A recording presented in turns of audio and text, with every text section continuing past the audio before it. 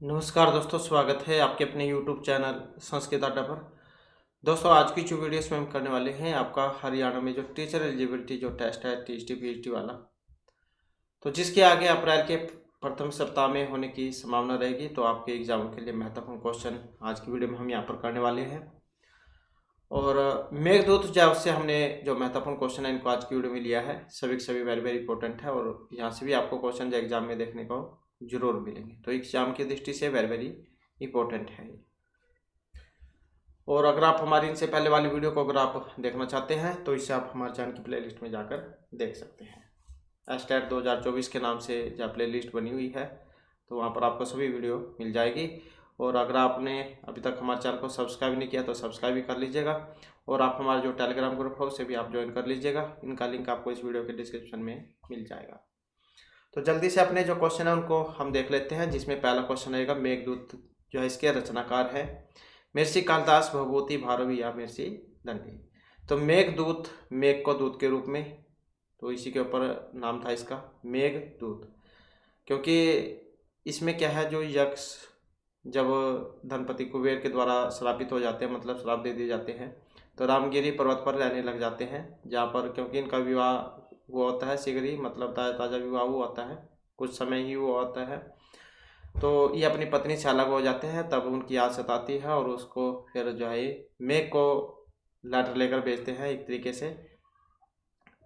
तो दूत के रूप में जो अपनी पत्नी के पास अपना जो भी संदेश था वो भेजते हैं। तो इसी के आधार पर इसका नाम ये रखा गया था मेघदूत। महर्षि कालिदास जैन के द्वारा रचित है।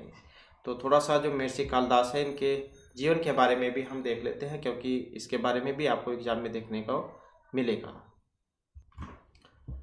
और यहाँ पर ये चित्र है, इस चित्र में आप देख सकते हैं महर्षि कालिदास जो इनका चित्र है। तो यहाँ पर कालिदास के मेघदूत लिखते हुए 10वीं सदी का एक कला चित्र दिखाया गया है।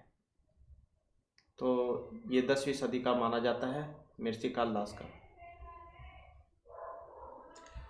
तो कालिदास के जन्म के बारे में विवादित है। मेघदूत में उज्जैन के प्रति उनके विशेष प्रेम को देखते हुए कुछ लोग उन्हें उज्जैन का निवासी मानते हैं।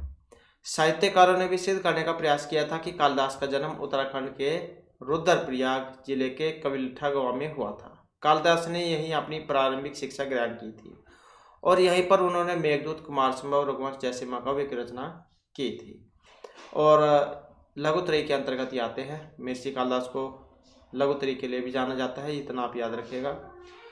तो ये जो कविल्ठा चारधाम यात्रा मार्ग में गुप्त काशी में स्थित है और गुप्त काशी से कालीमठ सिद्धपीठ वाले रास्ते में कालीमठ मंदिर से 4 किलोमीटर आगे कविल्ठा गांव स्थित है। और कविल्ठा में सरकार ने कालिदास की प्रतिमा स्थापित कर एक सभागार का भी निर्माण करवाया हुआ है, जहां पर हर साल जून माह में 3 दिन तक गोष्ठियों का आयोजन होता है, जिसमें देश भर के विद्वान भाग लेते हैं। कालिदास के प्रवास के कुछ साक्ष्य बिहार के मधुबनी जिले के उज्जैन में भी मिले हैं और कहा जाता है कि विद्योत्मा कालिदास की पत्नी थी। और इससे शास्त्रार्थ में पराजय के बाद कालिदास यहीं गुरुकुल में रुके थे। कालिदास को यहीं उच्चैठ भगवती से ज्ञान का वरदान मिला था और वह महाज्ञानी बने थे। कुछ विद्वान यह भी कहते हैं कि महाकवि कालिदास का जन्म उच्चैठ में हुआ था और तब उसके बाद में वह उज्जैन गए थे। यह आज भी कालिदास की डी है और यहाँ की मिट्टी से बच्चों के प्रथम अक्षर लिखने की परंपरा आज भी यहाँ प्रचलित है। कुछ विद्वानों ने तो उन्हें बंगाल और उड़ीसा का भी सिद्ध करने का प्रयत्न किया है और कहते हैं कि कालिदास की श्रीलंका में हत्या कर दी गई थी, लेकिन विद्वान इस पर भी कल्पित मानते हैं। तो इनके बारे में क्या कुछ घटना हुई थी इनके जीवन के, वो भी हम थोड़ा सा देख लेते हैं। तो कथाओं और किंवदंतियों के अनुसार कालिदास शारीरिक रूप से बहुत सुंदर थे और विक्रमादित्य के दरबार के नवरत्नों में से एक थे। कहा जाता है कि प्रारंभिक जीवन में कालिदास अनपढ़ और मूर्ख थे। कालिदास का विवाह विद्योत्मा नाम की राजकुमारी से हुआ था और ऐसा कहा जाता है कि विद्योत्मा ने प्रतिज्ञा की थी कि जो कोई उसे शास्त्रार्थ में हरा देगा वह उसी के साथ विवाह करेगी। जब विद्योत्मा ने शास्त्रार्थ में सभी विद्वानों को हरा दिया तो हार का अपमान समझकर कुछ विद्वानों ने बदला लेने के लिए विद्योत्मा का विवाह महामूर्ख व्यक्ति के साथ करने का निश्चय किया। चलते चलते उन्हें एक वृक्ष दिखाई दिया जहां पर एक व्यक्ति जिस डाल पर बैठा था उसी को काट रहा था। उसने सोचा कि इससे बड़ा तो मूर्ख और कोई मिलेगा ही नहीं। उन्होंने उसे राजकुमारी से विवाह का प्रलोभन देकर नीचे उतारा और कहा कि मौन धारण कर लो और जो हम कहेंगे बस वही करना। उन लोगों ने स्वांग भेष बनाकर विद्वत्मा के सामने प्रस्तुत किया कि हमारे गुरु आपसे शास्त्रार्थ करने के लिए आए हैं, परंतु अभी मौनवर्ती है, इसलिए हाथों के संकेत से उत्तर देंगे। इनके संकेतों को समझकर हम वाणी में आपको उसका उत्तर देंगे। शास्त्रार्थ प्रारंभ हुआ। विद्वत्मा मौन शब्दावली में गूढ़ प्रश्न पूछती थी, जिसे कालिदास अपनी बुद्धि से मौन संकेतों से ही जवाब दे देते थे। प्रथम प्रश्न के रूप में विद्वत्मा ने संकेत से एक उंगली दिखाई कि ब्रह्मा एक है, परंतु कालिदास ने समझा कि राजकुमारी मेरी एक आंख फोड़ना चाहती है, तो क्रोध में उन्होंने 2 उंगली का संकेत इस भाव से किया कि तू मेरी एक आंख फोड़ेगी, मैं तेरी दोनों आंखें फोड़ दूंगा। तो जैसे आपने एक वीडियो जो आती है उसमें भी जहाँ देखा होगा, उसमें भी कुछ इस तरीके की घटना होती है, जो जहाँ पर इंटरव्यू होता है और वो वैसे ही बोल देता है लेकिन उसके आंसर सारे सही हो जाते हैं। तो सेम जहाँ घटना आप कह सकते हैं। लेकिन कपटियों ने उनके संकेत को कुछ तरह से समझा कि आप कह रहे हैं कि ब्रह्मा एक है, लेकिन हमारे गुरु कहना चाह रहे हैं कि उस एक ब्रह्मा को सिद्ध करने के लिए दूसरे जगत की सहायता लेनी होती है। अकेला ब्रह्मा स्वयं को सिद्ध नहीं कर सकता। राजकुमारी ने दूसरे प्रश्न के रूप में खुला हाथ दिखाया कि तत्व 5 है, तो कालिदास को लगा कि यह थप्पड़ मारने की धमकी दे रही है। उसके जवाब में कालिदास ने घूसा दिखाया कि यदि तुम मुझे गाल पर थप्पड़ मारेगी तो मैं गुस्सा मारकर तेरा चेहरा बिगाड़ दूंगा। तो कपटी ने समझाया कि गुरु कहना चाह रहे हैं कि भले ही आप कह रहे कि ये 5 तत्व अलग अलग हैं, पृथ्वी, जल, आकाश, वायु, अग्नि, परंतु यह तत्व पृथक पृथक रूप में कोई विशिष्ट कार्य संपन्न नहीं कर सकते, अपितु आपस में मिलकर एक होकर उत्तम मनुष्य शरीर का रूप ले लेते हैं, जो कि ईश्वर की सर्वश्रेष्ठ कृति है। तो इस प्रकार प्रश्नोत्तर से अंत में विद्वत्मा अपनी हार स्वीकार कर लेती है। फिर शर्त के अनुसार कालिदास और विद्वत्मा का विवाह हो जाता है। विवाह के पश्चात कालिदास विद्वत्मा को लेकर अपनी कुटिया में आ जाते हैं और प्रथम रात्रि को ही जब दोनों एक साथ होते हैं तो उसी समय ऊंट का स्वर सुनाई देता है। विद्वत्मा संस्कृत में पूछती है कि मेतद मतलब यह क्या है, परंतु कालिदास संस्कृत जानते नहीं थे, इसलिए उनके मुंह से निकल गया ऊंट। तो उस समय विद्वत्मा को पता चलता है कि कालिदास अनपढ़ है। उसने कालिदास को धिक्कारो और यह कहकर घर से निकाल दिया कि सच्चे विद्वान बने बिना घर वापस नहीं आना। कालिदास ने सच्चे मन से कालीदेव की आराधना की और उनके आशीर्वाद से वे ज्ञानी और धनवान बन गए। ज्ञान प्राप्ति के बाद जब वे घर लौटे तो उन्होंने दरवाजा खटखटाकर कहा, कपाटम उद्घाट्य सुंदरी मतलब हे सुंदरी, दरवाजा खोलो। तो विद्वत्मा ने चकित होकर कहा, अश्चित कश्चित वाग विशेष है कि कोई विद्वान, लगता है यह वाणी किनकी है। इस प्रकार इस किंवदंती के अनुसार कालिदास ने विद्वत्मा को अपना पथ प्रदर्शक गुरु माना और उसके इस वाक्य को अपने काव्य में भी जगह दी। तो जिसमें कुमार संभव का जो प्रारंभ आप देख सकते हैं, अस्ति उत्तर श्याम दिशि ही, इससे होता है। मेघदूत का पहला शब्द कश्चित कांता से होता है और रघुवंश की शुरुआत वाग अर्थ ईव से होती है। तो मतलब आप देख सकते हैं ये जो वाक्य जो थे, अस्ति से तो इनमें इसकी जो कुमार संभव की शुरुआत करती है, अस्ति उत्तर श्याम दिशि, और कश्चित से इस वाले की कर दी मेघदूत की, और वाग विशेष से रघुवंश महाकाव्य की करती। तो इस प्रकार से जो 3 शब्द बोले उन्हीं से ही जाए इन्होंने काव्य लिख दी, उसी की शुरुआत कर दी। तो इस प्रकार के अनोखे जो प्रतिभा के धनी थे महर्षि कालिदास। तो ये इनका क्या जीवन वृत्तांत था, क्या कुछ घटना इनके साथ हुई थी। एक छोटी सी जो घटना है व्यक्ति को कहीं से कहीं पहुंचा देती है। अब क्वेश्चन देख लेते हैं, आपको इनके जीवन के बारे में सुनते हुए आनंद भी आया हुआ होगा।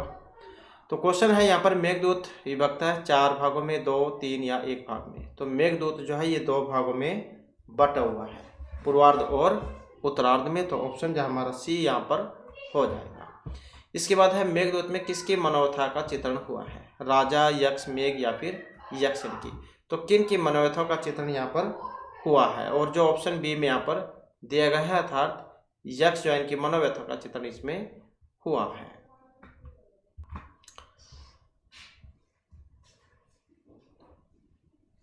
मेघदूत का पात्र है यक्ष, यक्षिणी, यक्ष, कुबेर। अब मेघदूत या मेघदूत के पात्रों की बात करें तो यहाँ पर वैसे तो सारे ही हैं, मेघ भी है इसमें, अब यक्ष भी है पात्र तो, और यक्षिणी भी है, और क्योंकि कुबेर जैन के द्वारा भी श्राप इनको दे दिया जाता है।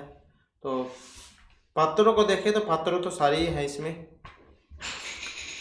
नेक्स्ट आ जाता है मेघदूत के श्लोकों की संख्या है 115, 146 या 63। तो मेघदूत के श्लोकों की संख्या कितनी है? श्लोकों की संख्या की बात करें तो इस 115 इसमें मानी गई है, क्योंकि दो भाग हैं। पहला जो भाग है इसमें 63 है और दूसरे वाले में 52 है, तो 115 श्लोक है। और वैसे ये कुछ विद्वान हैं, उन्होंने 121 भी माने थे, तो मल्लीनाथ ने माने थे 121 ये। अब वैसे 115 है, तो एग्जाम में देख लेना, ये तो 121 होगा या 115। इसके बाद है मेघदूत का जो उपजीव्य है महाभारत, पुराण, रामायण या स्मृति। तो कहाँ से लिया गया है मेघदूत ये? अब मेघदूत जो इसमें सीता जो थी उनके बारे में भी वर्णन हुआ था, तो यहाँ पर देखें तो ये रामायण पर आधारित है। तो सीता के बारे में भी एक श्लोक आता है इसमें। मेघदूत के पूर्व भाग में वर्णित है राम गिरी से अलकापुरी तक के मार्ग का वर्णन, और प्रिया के लिए संदेश प्रेषण का वर्णन, यक्ष और यक्षिणी के मिलन का वर्णन, कुबेर की आराधना का वर्णन। तो मेघदूत का जो पूर्व भाग है इसमें किन के बारे में वर्णन हुआ है? तो इसमें रामगिरी से लेकर और अलकापुरी तक के मार्ग का जो वर्णन है यहाँ पर इसमें हुआ है। इसके बाद आ जाता है मेघदूत जो इसमें रस है वीर, वियोग, श्रृंगार, करुण, संयोग, श्रृंगार। क्योंकि इसमें यक्ष अपनी प्रियतमा से अलग हो जाते हैं तो बिछोड़ना है, और वियोग तो फिर इस प्रकार से श्रृंगार रस तो है इसमें, क्योंकि प्रेम का वर्णन है, लेकिन इसे बिछोड़ जाते हैं तो वियोग श्रृंगार रस इसमें माना गया है। नेक्स्ट आ जाता है मेघदूत की काव्य विधा है महाकाव्य, कथा, गीति काव्य, नाटक। तो मेघदूत क्या है? ये गीति काव्य की श्रेणी में आएगा। अगर गीति काव्य ना हो तो खंड काव्य आपको देखने को मिलेगा, तो ये तो गीति काव्य होगा या फिर खंड काव्य है। इसके बाद है मेघदूत के पूर्वार्ध की श्लोक संख्या है, मतलब पूर्व का जो भाग है इसमें कितने श्लोक हैं। तो अभी हमने ऊपर बात की थी, तो पूर्वार्ध में 63 है, दूसरे वाले में 62 है। इसके बाद है मेघदूत की टीकाओं में किसकी टीका से सबसे अधिक प्रमाणिक मानी गई है? बलदेव की, मल्लिनाथ की, जिनसेन या दक्षिणार्थनाथ की। तो किन की टीका प्रसिद्ध हुई है इसमें? और टीका की बात करें तो ये जो मल्लिनाथ जो है इनकी टीका यहाँ पर इसमें प्रसिद्ध मानी गई है। नेक्स्ट आ जाता है हार्टेल ने मेघदूत में कितने श्लोकों को ही मौलिक माना है? 115, 108, 18 या 113 को। तो हार्टेल ने मेघदूत में कितने श्लोकों को माना है? और इन्होंने 108 को माना है। इसके बाद है मल्लिनाथ ने अपनी टीका में कितने श्लोक स्वीकार किए थे? तो यहाँ पर ये मल्लिनाथ ने है 127, 21, 108 या 117। तो जैसे कि अभी हमने बात ही की थी इस पर, तो इन्होंने 121 मानी है। एस के दे ने अपनी टीका में मेघदूत में कितने श्लोक माने हैं? तो एस के दे ने, तो इन्होंने जो है 111 माने हैं। मेघदूत के टीकाकारों में नहीं गिने जाते हैं मल्लिनाथ, परमेश्वर, धनिक या बलदेव। तो टीकाकार की बात हुई है यहाँ पर, कौन से? ये वाले धनिक। नेक्स्ट है मेघदूत के टीकाकारों में गणना की जाती है भास, धनिक, जिनसेन, भारवी की। इनकी की जाती है तो जिनसेन की। इसके बाद है मेघराज ने मेघदूत की टीका में श्लोक कितने स्वीकार किए थे? मेघराज ने मेघदूत की टीका में श्लोक, तो इनके श्लोकों की बात करें तो इन्होंने जो है इसमें 127 माने थे। तो इस प्रकार से ये अलग अलग हैं कुछ विद्वान जिन्होंने अपने अनुसार अलग अलग यहाँ पर ये माने हैं। तो ये क्वेश्चन आपके एग्जाम में पूछे जाते हैं। इसके बाद है मेघदूत में कहाँ से कहाँ तक के मार्ग का उल्लेख हमें मिलता है? अमरकोट से अलका तक का, रामगिरी से अलका तक का, अमरकंटक से अलका, कैलाश से अलका तक का। तो पूर्व मेघ में कहाँ से कहाँ तक का वर्णन है? तो इसमें रामगिरी से लेकर और अलका जो पुरी है अलका नगरी, तो वहाँ तक का वर्णन है। नेक्स्ट आ जाता है मेघदूत में यक्ष को शाप दिया था अलकापुरी के स्वामी कुबेर ने, यम ने, शिव ने या दुर्वासा ने। तो मेघदूत में यक्ष को शाप दिया था। अब शाप जो किन्होंने दिया था? और ये दिया गया था अलकापुरी के जो स्वामी थे धनपति कुबेर, तो इन्होंने, क्योंकि इन्होंने काम दिया हुआ था सुबह सुबह एक पुष्प अर्पित करने का, लेकिन इनका विवाह हुआ होता है उसी समय, मतलब 1-2 महीना ही कह लो। तो इस समय ये तो इस कारण से जल्दी सुबह नहीं उठ पाते हैं और अपना काम जो है ये मतलब चतुराई कह लो या अल्कस कह लो, तो ये सुबह नहीं उस काम को कर पाते और शाम को ही कर लेते हैं। मतलब जो फूल जो अर्पित करने थे वो सुबह की बजाय वो शाम को ही तोड़कर वहाँ जब मंदिर में धर देते हैं। तो एक दिन क्या उसमें भौरा अंदर बंद हो जाता है फूल में, पुष्प में, और वो जहाँ गणपति कुबेर जब सुबह उसको खोलते हैं तो उनके हाथ पर काट जाता है। तो ये इसकी चालाकी समझ जाते हैं कि ये क्या काम कर रहा है इतने दिन से, और उनको फिर श्राप दे देते हैं कि तुम या 1 साल तक अपनी प्रिया से दूर रहोगे। फिर ये उसके बाद रामगिरी जो पर्वत है वहाँ पर जाकर रहने लग जाते हैं। फिर इनको अपनी पत्नी की याद सताती है क्योंकि उस समय इनका विवाह हुआ था। तो फिर ये मेघ को जहाँ अपना संदेश लेकर भेजते हैं। तो उसी के ऊपर है सारा ये।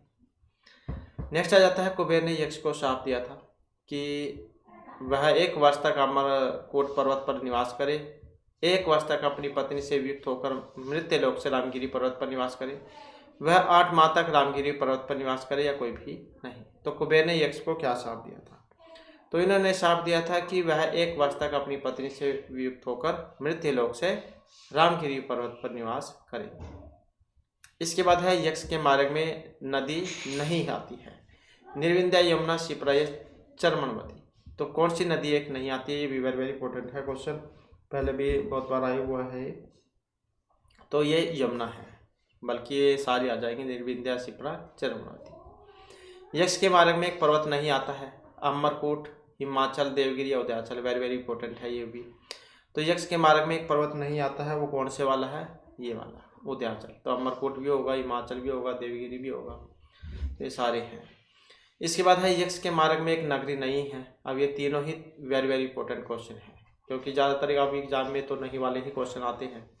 तो यक्ष के मार्ग में एक नगरी नहीं है, विदिशा, अलका, उज्जैनी, अयोध्या। कौन सी है? अब इसमें जो नहीं आई है ये वाली अयोध्या, तो ये इसमें नहीं है। नेक्स्ट है यक्ष का घर कहाँ पर था?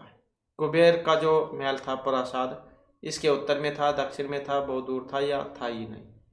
तो कहाँ पर था? और इनमें देखें तो ऑप्शन आएगा ये वाला। तो कुबेर के जो महल प्रासाद इसके उत्तर दिशा में था।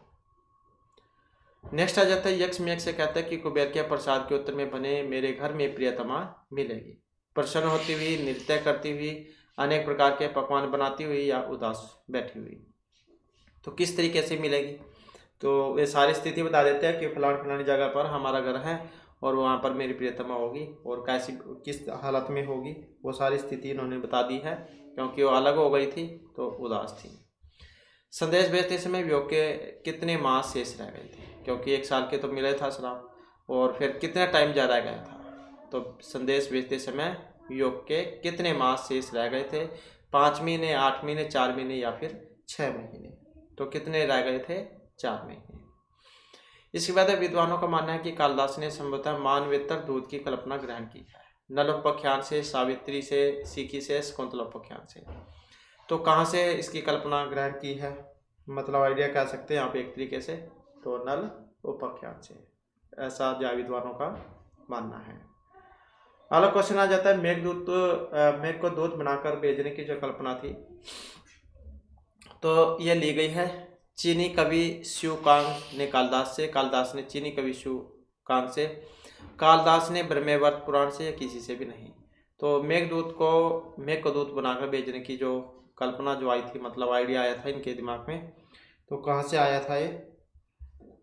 और ये आया था चीनी कवि शिवकांग।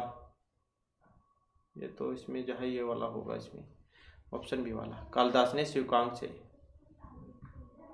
हाँ, तो यहाँ पर यह पूछा गया कि किसने किससे ली थी? तो चीनी कवि जो शिवकांग ने कालिदास से ली थी। नेक्स्ट आ जाता है स्त्रीणा माध्यम प्रणय वचनम विभ्रमहि प्रियेषु। सूक्ति जो है ये किस ग्रंथ से ली गई है? नीति शतक से, उत्तर मेघदूत से, पूर्व से, या फिर उत्तरामचरितम से। तो स्त्रीणा माध्यम प्रणय वचन विभ्रमहि प्रियेषु, तो वेरी इंपॉर्टेंट सूक्ति है। और कहाँ से ली गई है? अब क्योंकि मेघदूत तो है ये, पूर्व या उत्तर अब ये पूछ लिया गया है इसमें, तो ये जो पूर्व मेघदूत जो है उसमें से ये ली गई है। और अगर हम यहाँ पर श्लोक देखें तो इसमें क्या कहा गया था? तो विचे क्षोभितनित विहग श्रेणी कांची गुणाः संशयस्प्रन्त्यः सकृत सुभगम दर्शितावर्त नाभि निर्विन्द्याः पथिभव रस अभ्यंतर सन्निपत्य है। स्त्रीणाम मध्यम प्रणयवचनम विभ्रमहि प्रियेषु, ये इसका अन्वय हो जाएगा। और क्या कहा गया था इसमें, तो प्रस्तुत पद्य में यक्ष निर्विंध्या नदी का नायिका के रूप में बतलाते हुए मेघ को उसके पान का परामर्श देते हैं। इसके वर्ड मीनिंग है पथि रास्ता मार्ग जो होता है उसको कह देते हैं। विचि क्षोभ्य तनित विहग श्रेणी कांची गुणा है, मतलब लहरों के चलने से वाचाल पक्षियों की पंक्ति जिसकी कर्तनी है ऐसी। सकलित सुभगम से सप्रंत्य, मतलब पत्थरों से टकराने के कारण मनोहर ढंग से बहती हुई। सन्निपत्य मतलब मिलकर, स्त्री नाम स्त्रियों का, प्रणयवचन प्रेम के इशारे का वचन होता है। स्त्री नाम माध्यम प्रणयवचन विभ्रमहि प्रियेषु, मतलब मार्ग में लहरों के चलने से वाचाल पक्षियों की पंक्ति जिसकी कर्तनी हो ऐसी, पत्थरों से टकराने के कारण मनोहर ढंग से बहती हुई, भुवंतर रूपी नाभि का प्रदर्शन करने वाली निर्विंध्या नदी से मिलकर रस से परिपूर्ण हो जाना, क्योंकि स्त्रियों का प्रिय के सामने विलास आदि प्रदर्शन सबसे पहले प्रेम का इशारे का वचन होता है। मतलब जैसे कोई लड़की किसी को चाहती है तो वह कौन कौन से हाव भाव जो उसके सामने प्रदर्शित करती है, तो वह उसी के बारे में यहाँ पर ये बतलाया गया है। मतलब जैसे मुड़ मुड़ के देखना या छुप कर देखना, तो ये जो है प्रेम की निशानी इशारे, मतलब प्रेम की निशानी मानी गई है कि वो उससे प्रेम करती है। तो इस प्रकार का जो है यहाँ पर ये श्लोक था। इसके बाद में नेक्स्ट आ जाता है यहाँ पर मंदम मंदम नोदिती अंश किस ग्रंथ से लिया गया है, तो कहाँ से लिया गया है, और इसमें रहेगा ऑप्शन डी वाला था जो पूर्व में है। नेक्स्ट आ जाता है भाव विहल कामी व्यक्ति चेतन और अचेतन में अंतर नहीं करता, इससे संबंधित सूक्ति कौन सी है, कि भावी विहल कामी व्यक्ति चेतन और चेतन में अंतर नहीं कर पाता। मतलब जो काम ग्रसित जो है, काम पीड़ित व्यक्ति, तो जब उसके ऊपर मोह चढ़ता है तो उसे अच्छा बुरा भला बुरा क्या कुछ है वो सब कुछ नहीं दिखता, बस अपना काम भाव ही दिखता है। तो किसमें आप जो बतलाया गया था ये, और जो ऑप्शन यहाँ पर सी जो है इसमें दिया गया, जो ऑप्शन जो है यहाँ पर डी वाला जो है, ये डी वाला होना चाहिए, कामार्ता है, तो ए बी सी, हाँ यही है। तो ये वाला जो ऑप्शन हो जाएगा, कामार्ता ही प्रकृति कृपण चेतन अचेतनेषु। नेक्स्ट है धूम ज्योति सलिल मरुताम सन्निपाता है के रिक्त स्थान की पूर्ति के लिए शुद्ध विकल्प कौन से वाला है। धूम, ज्योति, सलिल और मरुत, तो ये जो चार हैं इनसे मिलकर बना है मेघ। तो आकाश में आप देख भी सकते हैं मेघ, तो धुआं भी है उसमें, आग भी है, हवा भी है, पानी भी है, तो इन चारों से मिलकर बनता है मेघ। तो किन के बारे में था ये, और ऑप्शन जो ये है कौ मेघ है, मतलब मेघ जान के बारे में था ये। तो ये भी क्वेश्चन पहले आया हुआ है एग्जाम में। इसके बाद तीरोपांत सतनित सुभगम पास्यसी स्वादु यस्मात्, तो किन के बारे में कथन है ये, और इसमें रहेगा ऑप्शन ए वाला अर्थात यक्ष के। नेक्स्ट है गंभीरायः पैसी सरितः चेतः शिव प्रसन्ने अंश किस ग्रंथ से लिया गया है, उत्तरामचरितम, मेघदूत, किरातार्जुनीम या पूर्व मेघदूत से। तो इसका संबंध ऑप्शन सी से रहेगा था, पूर्व मेघदूत से। नेक्स्ट है प्रस्थानम ते कथम अपि सखे लंब मानस्य भावी ज्ञातः स्वाद विवर्त जगनाम का विहातम समाता है। प्रस्तुत अंश के अनुसार कौन किसके प्रणय अनुरोध को टाल नहीं सकता। यक्ष गंभीरा नदी के, मेघ गंभीरा के, गंभीरा नदी के, कोई सा भी नहीं, तो किसके है, तो प्रस्थानम ते कथम अपि सखे लंब मानस्य भावी ज्ञातः स्वाद है विवर्त जगनाम का विहातम समाता है। तो ये आती है कि ज़्यादातर एग्जाम में विवर्त जगनम का विहातुम समर्थ है, या यहाँ से भी आ जाते हैं ज्ञातास्वाद है विवर्त जगनम का विहातुम समर्थ है। तो इसमें जो ऑप्शन सी वाला रहेगा, तो मेघ गंभीरा नदी के। नेक्स्ट आ जाता है विरह व्यथा से निर्बल यक्षिणी सिया पर पड़ी थी, खुश होकर कृष गातर, मतलब कमजोर हो गई थी वह, फूल बिछाकर पड़ी थी या फिर चंदन का लेप लगाकर। तो विरह व्यथा से निर्बल जो यक्षिणी है वो कैसी अवस्था में थी, और यहाँ पर जो ऑप्शन बी वाला हमारा रहेगा, तो क्योंकि वो कमजोर हो गई थी अपने प्रिय के काम। इसके बाद है अधिक क्षमाम विरह सैने सन्य स्नेक पार्श्वा अंश किस ग्रंथ से लिया गया है, किरातार्जुनीम का जो प्रथम सर्ग, तृतीय सर्ग उत्तरामचरित का, पूर्व या उत्तर मेघ से। तो ये कहाँ से लिया गया है, उत्तर मेघदूत से। नेक्स्ट है काले काले भवती भवता है यस्य संयोगम एते है, तो काले काले भवती भवता है यस्य संयोगम एते पंक्ति ली गई है कहाँ से, मेघदूत में से। नेक्स्ट आ जाता है खिन्न खिन्न शिख रेशु पदम न्याय गंतासी या तर्क्षिण क्षीण है, परिलघु पय है, स्रोत सामच भुज है। तो प्रस्तुत अंश के आधार पर मेघ को निर्देश दिया गया है। तो किस प्रकार का निर्देश दिया गया है, जो ऑप्शन बी में है, थकान लगने पर पर्वत की चोटियों पर विश्राम करना और प्यास लगने पर नदियों का पानी पीना। इसके बाद है नृत्य आरंभे हर पशुपते आर्ध नाग जिग्नेशा के आधार पर मेघ को किसकी सहायता के लिए निर्देश दिया गया था, शिव, यक्ष, राम या किसी की भी नहीं। तो नृत्य आरंभे हर पशुपते, तो इसमें जो है ऑप्शन रहेगा ये वाला, अर्थात शिव की। नेक्स्ट है निर्विंध्याय पथि भव रस अभ्यंतर सन्निपत्यम, किस नदी के हाव भाव से आकृष्ट होकर मेघ उसमें प्रेम क्रीड़ा करता है।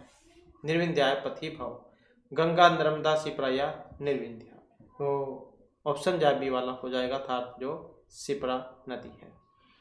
नेक्स्ट है कौन सी नदी मेघ के वियोग में कृश हो रही है, जिसे प्रेम जल देकर संतुष्ट करता है। कौन सी नदी मेघ के वियोग में कृश हो रही थी, गंगा, शिप्रा, सिंधु या सरस्वती नदी। और जो ऑप्शन बी में आया है, अर्थात सिंधु नदी। इसके बाद है शिप्रावात है प्रियतम ये प्रार्थना चाटुकार है, पंक्ति किस ग्रंथ से है, किरातार्जुनीयम, शिशुपालवधम, मेघदूत या उत्तरामचरितम। तो शिप्रावात है प्रियतम ये प्रार्थना चाटुकार है, और ये इसका जो संबंध है ऑप्शन डी से रहेगा, अर्थात मेघदूत जो उसमें से ये ली गई है। नेक्स्ट है मेघ के मार्ग में यह नहीं आता, रतनपुर के उत्तर में मालदा, दर्शनान देश की राजधानी विदिशा, मालवा का पश्चिमी भाग या जयपुर। तो मेघ के मार्ग में यह नगर नहीं आता है, अब कौन सा नगर है, और ये ऑप्शन डी वाला। तो मेघ के मार्ग में यह नगर नहीं आता, ये वाला। तो ये मालदा, राजधानी विदिशा, मालवा पश्चिम भाग, तो ये सारे जायज में माने गए हैं। अगला क्वेश्चन है यक्षों की नगरी अलका का समीप्य किस नदी और पर्वत से है, शिप्रा और देवगिरी से, गंगा, कैलाश, नर्मदा, कंटक या किसी से भी नहीं। तो यक्षों की नगरी अलका का समीप्य किस नदी और पर्वत से लिया गया है, तो कौन सी है, जो ऑप्शन बी में आया था, गंगा और कैलाश।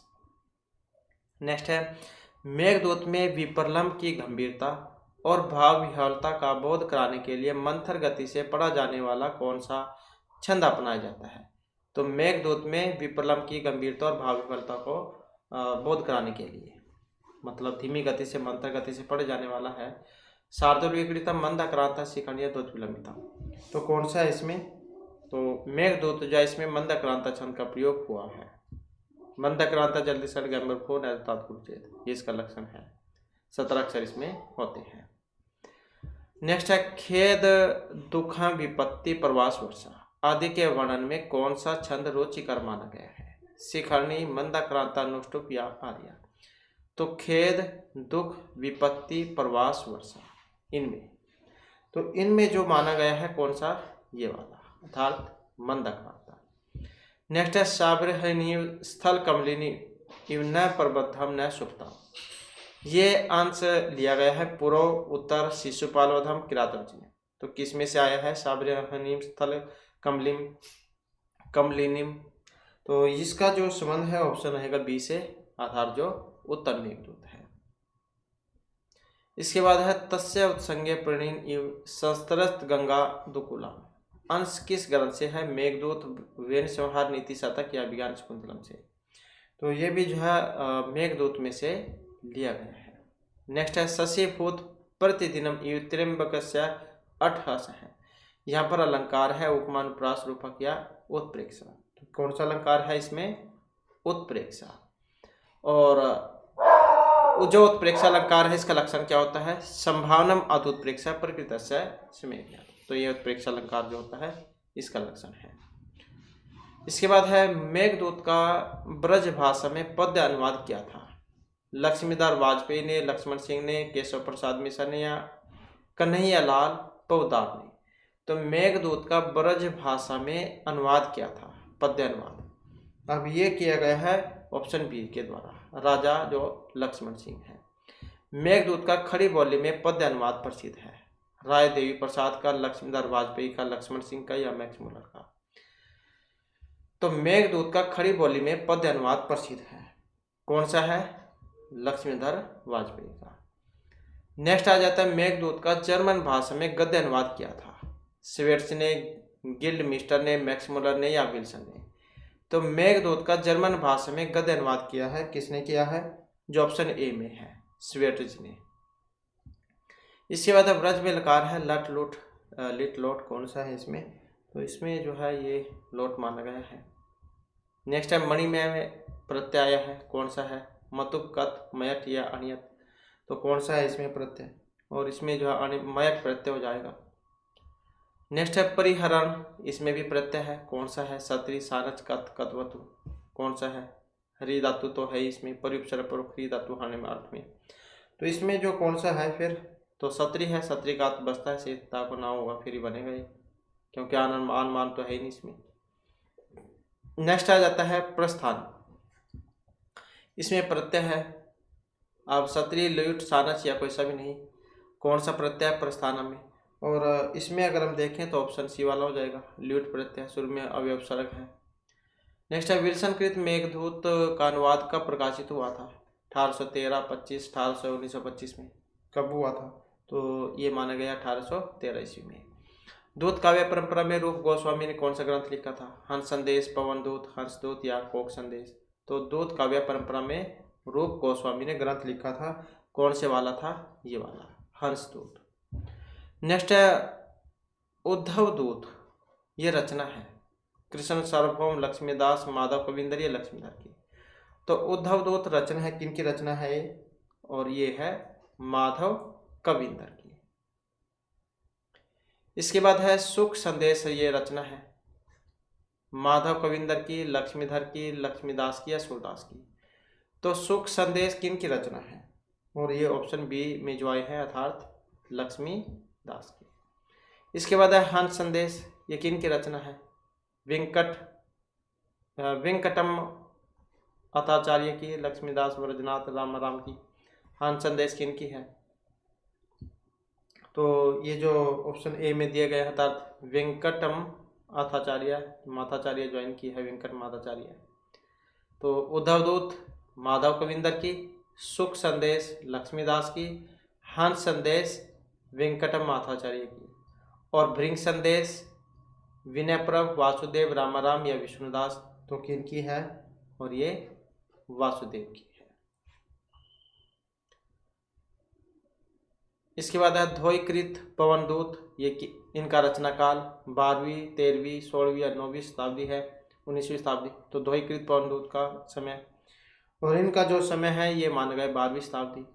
उदंड कविकृत कोकिल संदेश, इनका समय कितना है? और इनका जो समय है ये 14 ईस्वी है। इसके बाद आ जाता है यहाँ पर मिलान करने का क्वेश्चन, तालिका 1 को 2 के साथ। यक्षिणी, मंदाक्रांता, रामायण और 115, तो क्या है? जिसका भी पहले पता हो उसी का मिलान कर ले। तो यक्षिणा कौन थी इसमें? यक्ष की यक्षिणी, मतलब जैसे यक्ष नायक है तो उसकी नायिका होगी। मंदाक्रांता क्या था? इसमें छंद था। रामायण इसका उपजीव्य काव्य, उसमें से लिया गया है, 115 श्लोक है इसमें। ऐसे हो जाएगा इनका मिलान। तो इसमें आप देख लेना कौन से वाला बनेगा यहाँ पर ये। इसके बाद जो तालिका 2 है यहाँ पर, इसमें भी सेम वैसे ही है, जिसका पहले पता उसी का मिलान करके देख लीजिएगा आप। तो अर्थों ही करने प्रक्रिया ये किस में आती है? अभिज्ञान शकुंतला में आता है, जो इसमें चौथा अंक है, जहाँ पर शकुंतला की विदाई दिखाई गई थी, उसमें आता है। तो फिर इसमें बी में पी का 3 देख लो कौन से में है, इसमें भी है, इसमें भी है। फिर नेक्स्ट वाला देख लो। फिर वागर्थी, तो जैसे कि अभी हमने बात ही की थी, तो 3 जो शब्द आए थे उन्हीं से 3 काव्य लिख लिए थे उन्हें। तो वागर्थी से मेघदूत लिखा गया था, सी का 4 में कौन सा है? सी का 4 इसमें है। तो इसका मतलब क्या है? यही सही आंसर या हमारा यहाँ पर होना चाहिए। तो अगर नहीं है तो नेक्स्ट देख लेते हैं। रिक्त सर्वभवति ही लघु पूर्णता गुरवाई, तो ये जो है ये आपकी मेघदूत जो है उसमें से आई है, मेघदूत में है। अब ए का 4 देख लें, ए का 4 इसमें है, 3 इसमें है। फिर नेक्स्ट भी देख लें यहाँ पर, विदति भ्याम उच्च वीक्षमान वनांता है, और ये एक वाला है ऋतु संहार।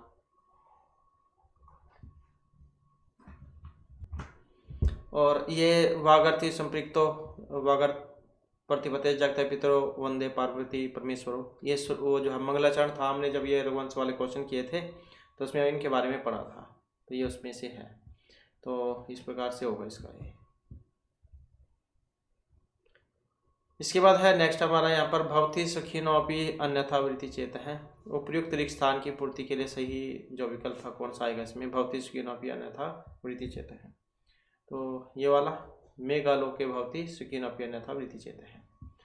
इसके बाद फिर नेक्स्ट है, यहाँ पर भी है तालिका ही है मिलान करने में, तो इसका भी देख लेते हैं। जैसे रामायण उपजीव्य काव्य था, इसमें रामायण, इसमें जो मेघदूत है इसमें, तो इसमें था ये वाला उत्कंठित हृदय की वियोग दशा का वर्णन किस में हुआ था ये, इसमें इसका जो है मुख्य कथानक है, मुख्य कथानक ये देख लेते हैं। रामगिरी से अलकापुरी तक का वर्णन कौन से में है, तो जो मेघदूत है इसमें हुआ है। और प्रिय के लिए संदेश भेजा था, तो वो कौन से में भेजा था, उत्तर मेघ में होता कामी, तो ऐसे हो जाएगा इसका ही। तो इस प्रकार से होगा मिलान इसका। तो इस प्रकार से जो हमारे क्लास में महत्वपूर्ण क्वेश्चन थे, और नेक्स्ट वीडियो होगी इसमें आपके लिए नए जो महत्वपूर्ण क्वेश्चन हम लेकर आएंगे। और हमारे साथ अंत बनाने के लिए धन्यवाद।